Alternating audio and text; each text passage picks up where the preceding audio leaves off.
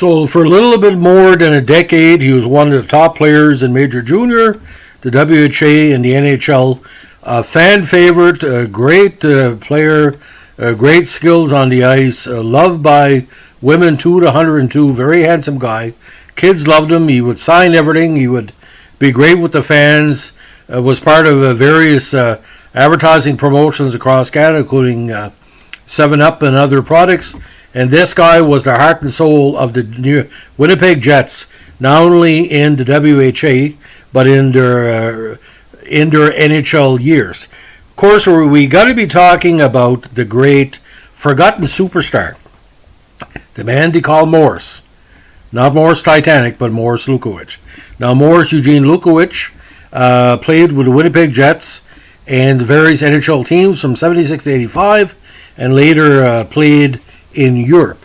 Now, he played in 582 games over 8 NHL seasons, registering 199 goals and 219 assists, and had a very strong WHA career with 132 goals and 219 points in 228 games. Now, he first came to major prominence in the Medicine Hat Tigers program of the Western Hockey League. Now, hailing from the great community of Spears, Saskatchewan, Lukowich was scouted at an early age, and he was described as one of the most natural players and skaters of the 1970s era.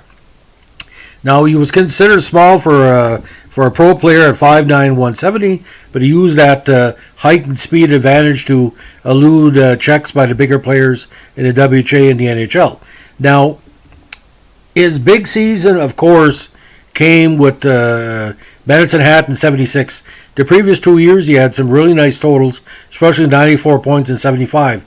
But in his draft year, he put up 142 points, including 65 goals in 72 games, and 13 points and 5 goals in 9 playoff contests. Now, he was eventually drafted 47th by the Pittsburgh Penguins and 22nd overall by the Houston Aeros in the WHA draft. Now, he eventually had to make a decision, either to go with Pittsburgh or to go with the Aeros. But the deciding factor was he wanted to play with his idol, Gordie Howe, and that was the resulting decision that really helped his career on many levels. He said in published reports later on, if he wouldn't have played with Howe in those early years, he would never have been the outstanding player that he turned out to be. Now, after 2 seasons in Houston, where the payroll for the Aeros was getting tight, Lukowich signed with Winnipeg for the 79 season, the last for, again, the financially struggling WHA. That year was one of the best seasons in NHL WHA history from a goal-scoring standpoint. He had 65 counters that year and 34 assists for 99 points, and was named as the WHA's second All-Star team player on left wing. Now, he also had 8 goals and a team-high 15 points en route to the Jets' last AFCO championships, and they knocked off the Gretzky Oilers that year. Now, when the WHA folded in 79, the Jets were among 4 of its teams who were taken in by the NHL. Now, under the NHL's admittance terms, these teams could only protect a fraction of their roster, and Lukowich was one of the few players Winnipeg decided to keep. Now, the early NHL years were tough ones for the Jets, but Lukowich quickly emerged as the face of the franchise, and this was before, of course, Dale Hawerchuk arrived, and was appointed Winnipeg's captain for 1981. He scored 35 goals and 33 goals in his first 2 NHL seasons, before notching his best NHL numbers in 82 with 43 goals and 92 points. And boys, he was good in the power play. Winnipeg wouldn't win very often, but when he did, Lukowich was a big part of it. Now, he was invited to a pair of All-Star games. The second year, he played on a line with Bossy and Brian Trottier. Talk about a dream line, ladies and gentlemen. It's funny the Islanders didn't try to get him. Now, the problem with Lukowich, again, injuries were catching up with him. He took a step back in 83 as he only played in 69 games with 22 goals and 43 points.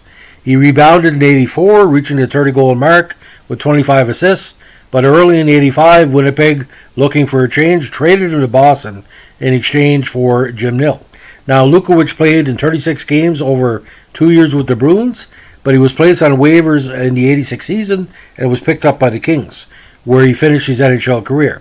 He played in Italy in 87, 88, and also for SC Rapperstal-Jona of the NDB in 1990 before ending his pro career.